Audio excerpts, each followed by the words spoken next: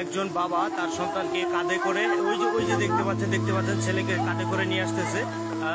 কি একটা অবস্থা, আমি আসলে চোখের পানি ধরে রাখতে পারতেছি না। প্লিজ আপনারা সবাই সবার পাশে দাঁড়ান। এই যে উনি অতটুক জায়গা সাঁতরিয়ে এই যে বেলায় উঠেছে তার সন্তানকে বাঁচানোর জন্য। বাবাই সকল বাবার প্রতি শ্রদ্ধা।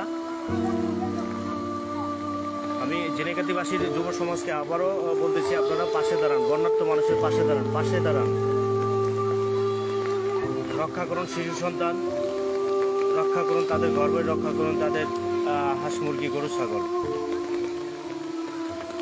দেখতে পাচ্ছেন প্রায় 1 কিলোমিটার সাঁতরিয়ে যে এই বাবাটি তার সন্তানকে নিয়ে আসছে। কি একটা ভয়ানক অবস্থা। বেলাটি একটু দূরে ছিল বিদায় পারলো না। এই আর কতজন আছে? আল্লাহ, এই তাড়াতাড়ি যা। এই পোলা বান্ডে আগে নেয়া। অবস্থা ভয়াবহ খুবই।